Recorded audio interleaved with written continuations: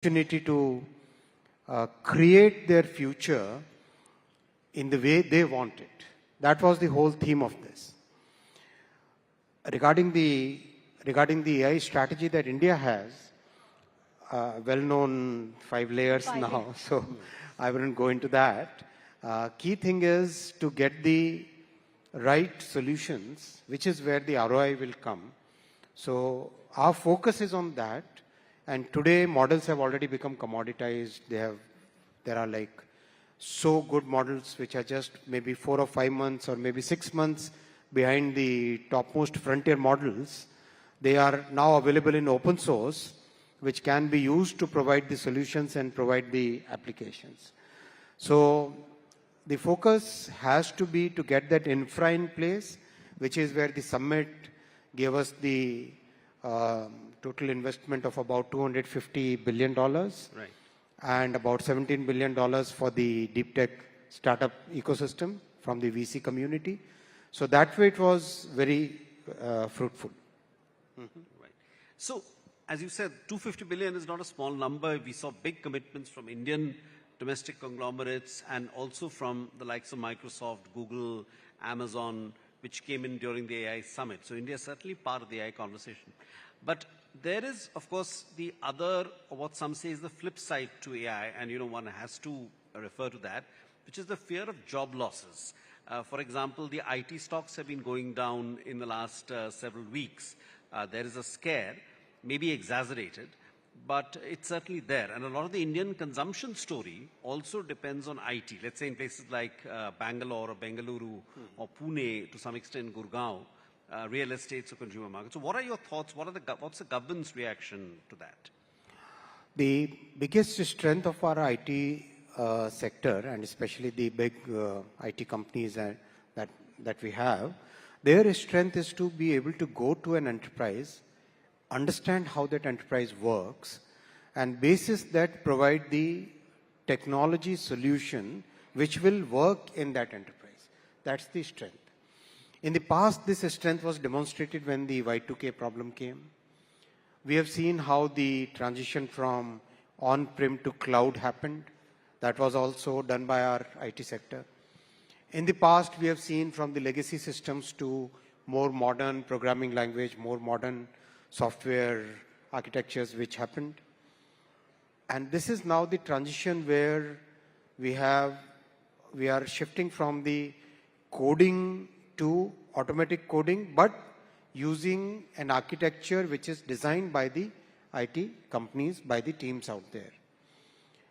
The trust factor in deploying AI is very, very important.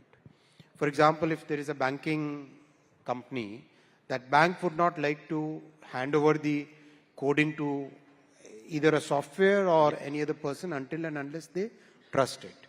An insurance company, a retail company, any company that you talk of, any enterprise that you talk of, they would like to have people who are trusted, who understand, who can be trusted with their data, with their internal architecture, with their business model. That is where the role of IT companies will significantly grow in the coming years.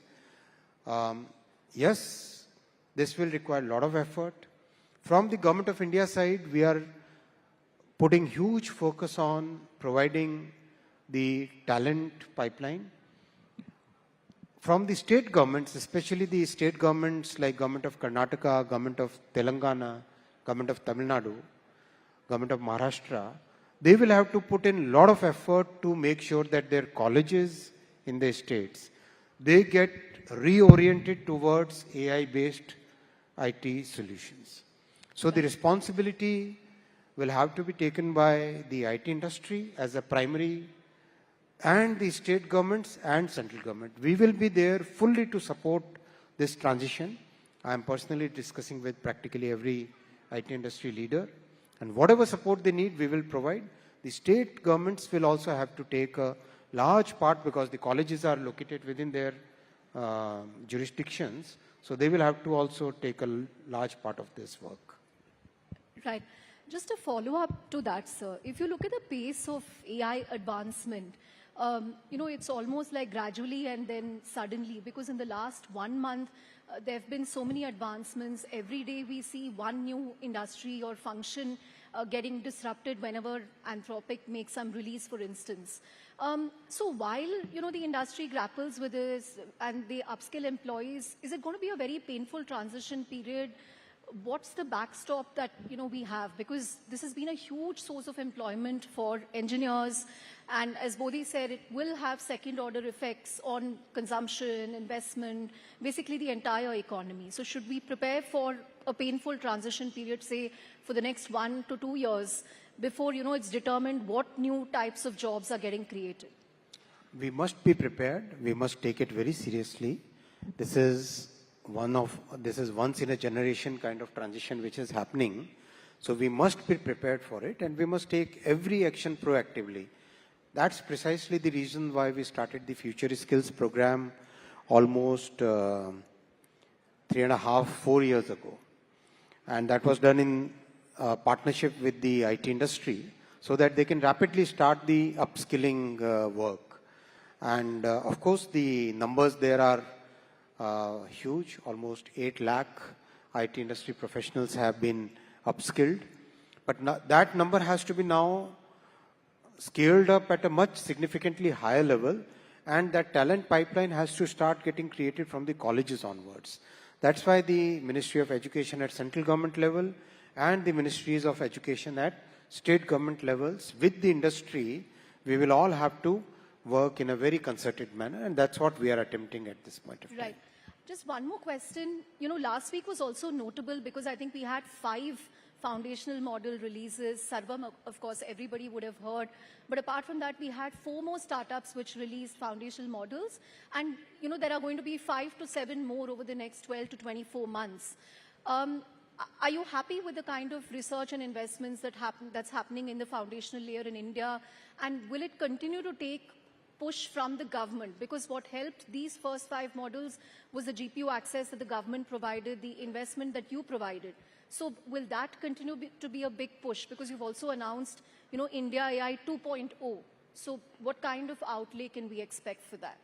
We'll have to scale up our investment. We'll have to scale up our compute to a significantly higher level. When we started the AI mission, that time 10,000 GPUs was the target.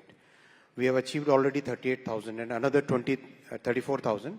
Another 20,000 we are adding. But I think we'll have to go somewhere near 200,000 or even more than that. Then only we'll be able to do real, the kind of demand which is coming up. And that is why the recent budget announcement of tax break till 2047, that's very important, because that basically provides that huge momentum to bring the entire world's data to India. We process it. We provide those services using that data in a secure and a trusted manner, because one, India is trusted. As a country, the world trusts us. As an economy, the world looks at us as a trusted partner. So therefore, it's very important that we follow up on all these plans. We'll have to invest significantly higher numbers. Apart from the big announcements which were there in the AI summit, there are many other people who did not decide to announce, but they have the plans to which they will keep unfolding in the coming months, where they would also like to set up significantly large infra facilities throughout the country so that the talent pool can get the infra which can be then used to provide the services. Right. Ashwini, if I can ask you another question. See, I think the argument that AI could cause job losses, therefore there should be some restraint is not a particularly valid argument. Any new technology, especially on a revolutionary scale, does cause job losses. But there are also adverse impacts. We spoke about this in the context of software. Now, yesterday, you talked about another segment which is of great interest to our industry, which are content creators. Some of these large language models, these AI summaries that we get to read, essentially scrape information and stories and articles that have been created by a lot of content creators, including large media organizations. So what are your views on that? What you said was very welcome for our industry, but what is the solution? Is it revenue sharing, or what is the government looking at? Listen, the content creators and the media houses, you guys invest a lot in getting that entire network where you have the journalists, you have the reporters, then there is an editorial check, and basis all that, finally the content is published. So it's very important that the hard work and the significant amount of effort that you are putting in, that needs to be rewarded in a fair way. So that's why when I interact with counterparts across the world, practically every country is today thinking that there has to be a fairer way of sharing revenue, because the revenue today is basically going to the platform first, then it comes to the content creator. And we have content creators across the country who are creating such huge amount of good quality, high quality content, whether it is music, whether it is cooking, whether it is traditional culture, whether it is traditional folk songs, whether it is science, technology, very interesting ways of explaining things to the young generation. All that is happening today. So therefore, when this Gen Bharat, when they are the content creators, they must get the fair share of the revenue, and the media which has basically developed over more than a couple of centuries, that large base of trust in this institution, that needs to be properly recognized, that needs to be rewarded, and that needs to be further strengthened, in my opinion. Right. Just one follow-up to that, sir. You made an important statement at the DNPA conference where you said, social media platforms must share revenue, and, now we've spoken about AI labs. Is there a way that the government will formalize this, institutionalize this in terms of how the revenue share should work with publishers, with media houses, with content creators? And, is it pragmatic? Is there some way to work this out? This needs to be done in a very consultative manner. All the past work that we have done, whether it is Telecom Act or DPDP Act, all these we have done in very consultative manner. We'll do this also in a very consultative manner. Can we have the echo reduced? Echo is very... Okay, let's carry on. No, I think, yeah. So I think also the first semiconductor production in India, I think starts in a few days of Tomorrow, some of the I think projects. Micron's plant is going on. That's very satisfying. In a very short time frame, I think the foundation stone for Micron plant was done in 23. Yeah, it was done in 23. And here in 26, we are starting the commercial production.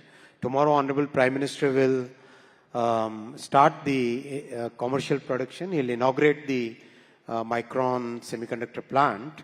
And this is where the high bandwidth memory, the most advanced memory, which is in huge demand now because of the AI revolution. And this memory is used in practically everything that we use, our laptops, our mobile phones, the cameras, the lighting arrangement, the speaker, everything, every electronics item, the large machines, defense sector, strategic sector, every sector, transportation sector, oil and gas sector, everywhere these memory chips are used. So it's a very good start for the country. 3 more plants have already entered pilot production. Their products are now getting qualified with the customers. And this year we'll have, after Micron, we'll have 2 more commercial productions happening in quick succession. And 4th one will start somewhere around maybe November or December. So it's a very good journey.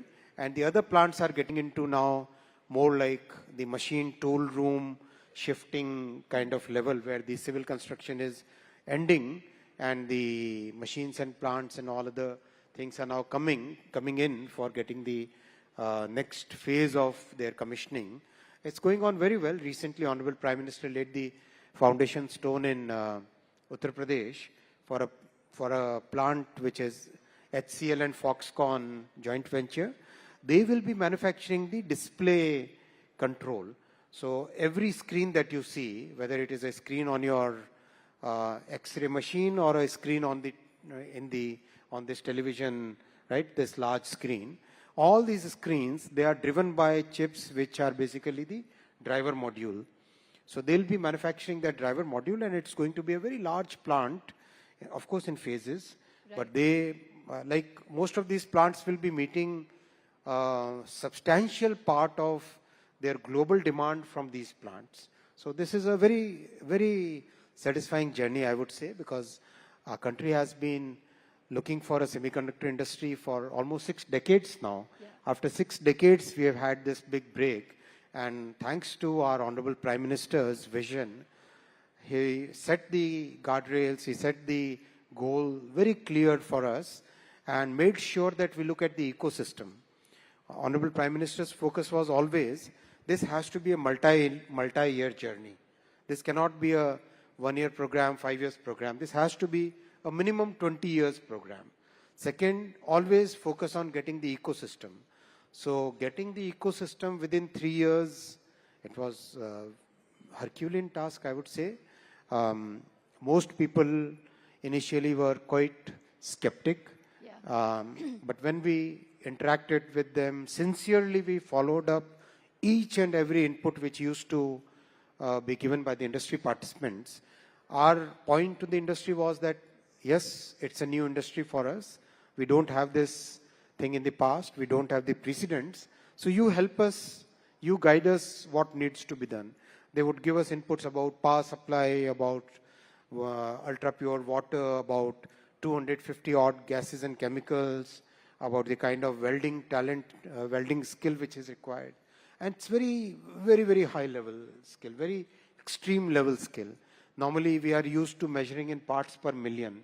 Here parts per billion is the norm. Parts per billion is the norm, and there are so many cases where even they have to go even beyond that. Clean rooms, they operate at a totally different level. So that level of skill development, that level of ecosystem development, it has been a humongous effort. I would like to thank Honorable Prime Minister for this, for getting this industry into our country. Right. One quick follow-up question. Where are we on India Semiconductor Mission 2? And secondly, this is an industry which can be cyclical. Is it possible that some of these semiconductors, when they enter the market, could face a demand problem? Yes, semiconductor industry has been very cyclical in the past, and the cycles have been vicious, yeah, for sure. Yeah. But what we see, the trend today is quite different from the past. On 2 counts. Count 1 is, today the use of semiconductors has permeated significantly beyond the traditional electronics as a sector. It has gone, like practically every consumer item that we see today, all the white goods, all automobiles, all transportation sector, energy sector, power sector, every sector that we see today has semiconductors, the chips in them. So it has become a foundational industry, whereas in the past it used to be more like supply chain for the electronics industry. Yeah. That's one big change. The second big change which has happened is the cycles have significantly got compressed. For example, memory.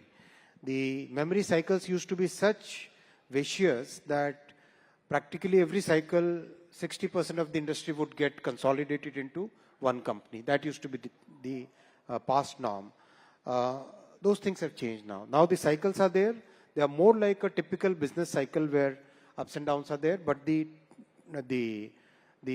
slope is, the gradient is consistently up. That is that up cycle over which there are smaller cycles. In fact, the industry was expecting $1 trillion size by 2031. Now that 1 trillion mark is now already advanced to 29 or 28 even. Some people call it even 28. What we have done different is, one, of course, getting the ecosystem. Second, we are creating a huge talent pipeline. Today we have 315 universities where students are actually using the world's most advanced EDA tools from Cadence, from Synopsys, from Siemens.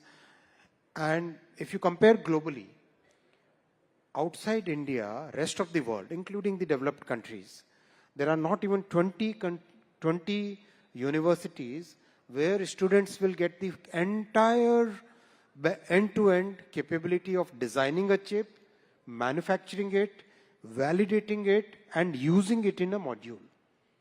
And today we have universities in Assam, in Jammu and Kashmir, in Kerala, in Tamil Nadu, in Rajasthan, in Gujarat, every Chhattisgarh, Jharkhand, Odisha, where students are designing chips, getting them manufactured, getting the chips, manufactured chips validated, and using them. So the talent shortfall of about 1 million, which is there in the semiconductor industry globally, that entire talent pipeline will be met by India, in India, because today the world has developed that confidence. First, when I asked the CEO of AMD and CEO of Renesas and CEO of ARM about 3.5, 4 years ago to bring their most advanced chip design work to India, their initial skepticism was quite obvious, but they believed us, they trusted us, and today practically every large firm, whether it is Intel or AMD or ARM or Broadcom or NVIDIA, their entire design work is mostly done in India now. So that huge ecosystem is coming up.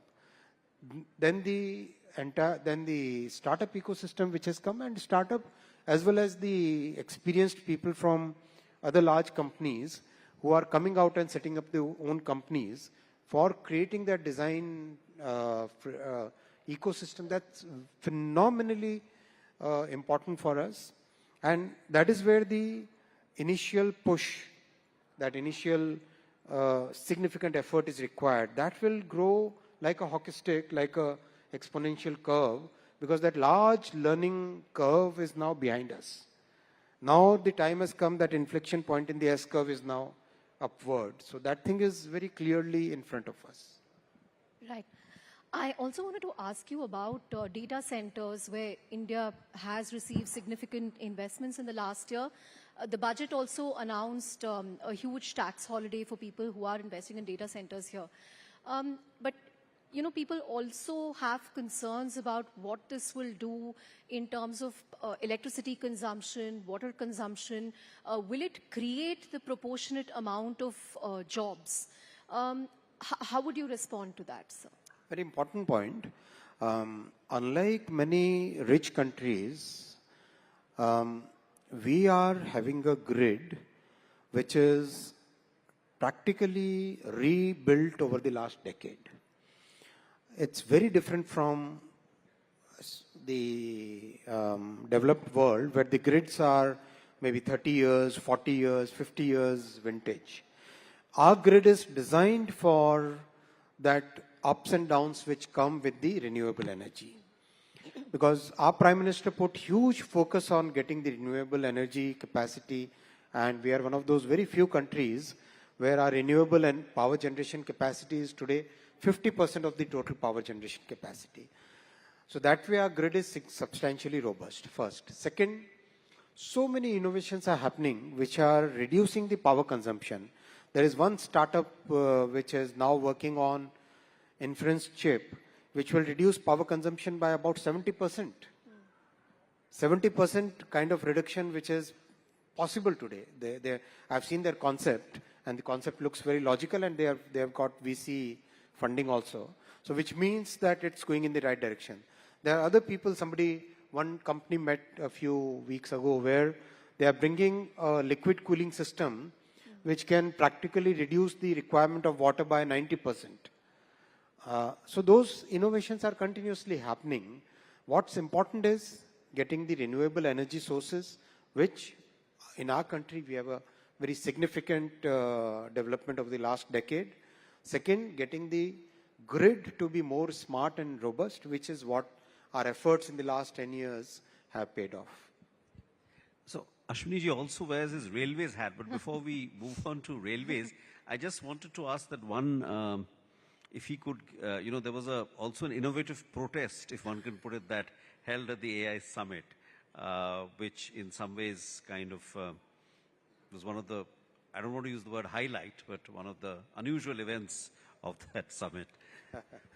So, it's not surprising the way Congress has kind of gone to a level which basically is, today the entire country is kind of, nobody likes this kind of, when the entire world is assembled here, the entire world is coming to our country, they recognize the value that our country has, and that time doing that very mean thing was something I don't think how many in the audience feel that they did the wrong thing. Practically, the entire audience feels that they did the wrong thing, right? So this kind of behavior from the Congress is something which the Gen Bharat will not accept, for sure. Our Gen Bharat, the young people, will not accept this kind of mean behavior. The Gen Bharat is looking at the world from optimism. The Gen Bharat is looking at the entire world with a lot of energy, with a lot of positivity, with a lot of enthusiasm. The Gen Bharat wants to create solutions for the world. The Gen Bharat is not into those negative, mean, small thinking kind of things which Congress has done. And Congress will basically be, the country has shown their place to them. So just to go on to railways, so you've talked about 52 reforms in 52 weeks. Tell us a little about that. Your capex, so I think, is also doubled, if my numbers are correct, over And the last capex utilization is very high. Yeah. Practically, over last many years now, capex has been increasing from just about 25,000 crore rupees a decade ago. Now it is about 2,72,000 crore, and next year it will be 2,90,000 crore. And capex utilization is very high. Even in the current year, we have, as on today, we have done about 94% of our capex utilization, and March has not even started, right? March will be like, so it's going on very well, and the results are also visible. We have done about 35,000 kilometers of new railway tracks, practically electrified the entire railway network. More than about 50,000 kilometers of railway network we have electrified. We have upgraded almost 80% of our tracks. Almost 80% of our tracks we have upgraded to 110 kmph. Coverage installation is going on at a very rapid pace. Stations are getting rebuilt, 1,300 stations. Out of that, 170 already completed, maybe 190 already completed. This is a number 1 month back. So it's progressing very rapidly. More than 160 Vande Bharat trains are already in service. Complete bouquet of total new set of products, totally new generation of trains is there. We have done many reforms in the past. In the past 10 years, series of reforms have happened. In this year, we are planning 52 reforms. Already 4 reforms have been kind of rolled out. And in the coming months, we'll be rolling out many more reforms. These reforms are focused at safety, at passenger convenience, passenger experience, at maintenance practices, at production, manufacturing, construction. Every aspect of railways will see reforms. Right. I think we're out of time, but I just want to sneak in 2 quick questions for you, sir. One is on the IT laws. You know, in your DNP address, you also spoke about how the nature of internet itself has changed and how we are grappling with a completely new internet. So, you know, we know that the government was working on a digital India bill. Is there a need for a complete overhaul of IT laws? And lastly, will India follow in Australia and France's footsteps in age-gating social media platforms, restricting social media for people under 16? What has been decided there? See, in the Digital Personal Data Protection Act, we created a totally new template for the world, which is recognized everywhere. So many ministers have told me across the world they would like to have this as the template rather than the European template with the GDPR template, which is very prescriptive, which is very, very cumbersome, and it basically doesn't have any scope for innovation to come up. We wanted innovation, pro-innovation, but simultaneously the safety of citizens is very important. So we wanted to balance that, and the same approach we'll follow in our current thought process. The nature of internet has actually changed. Internet, when we were students, and the way in the last few decades, actually in the last 10 years, 15 years, the nature of internet had substantially changed. Platforms are the primary mode through which every kind of content, whether it is news or music or films, or every content is basically today disseminated using the platforms. So therefore, it's very important that we take the right measures for, one, protecting our children, two, the social institutions which are there, the institutions of family, the institutions in our society, the judiciary, the way our parliament functions, the way our constitution has created the institutions, they all have to be protected and strengthened so that the society remains harmonious. Three, there is a huge barrage of deepfakes, barrage of synthetically generated content where nobody's consent is taken. An anchor's deepfake selling some medicine. Let's say finance minister's deepfake saying about some investments. Yeah. Those things have to be kind of checked. So deepfakes, or rather any synthetic content, somebody's somebody's personality used to create some synthetic content, there has to be a consent of that person. So those constructs are today very important. There are so many misleading advertisements on the social media. There are issues about cybercrime. We have seen so many issues of cyber fraud and cyber crime where especially the people who are retired, they are basically digitally arrested, and the bank accounts are kind of taken control of. Those things have to be controlled. Those things have to be checked. So that is where the role of the social media platforms and all other intermediaries has to become very important. We have seen how things, the rumors spread so rapidly. So it's very important that those guardrails in the society are put in place at this point of time before the problem becomes too big, and we are very closely interacting with the industry. Platforms have shown a lot of appreciation for this approach. In fact, without taking any names, all the top leaders that I met during this summit and in Davos previously, they all share the concern. They all share the concern. They also are parents, right? End of the day, CEO of a large tech platform is also a parent. They also have the same concern that any other parent would have. They also are living in the same society. They also have the same concerns that any other citizen would have. So they understand this.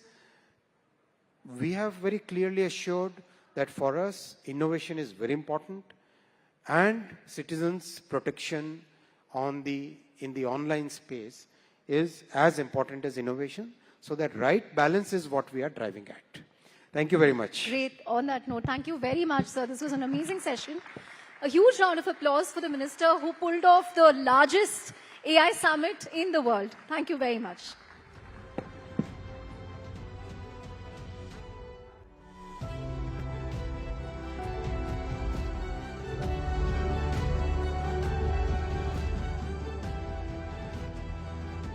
Thank you very much, Mr.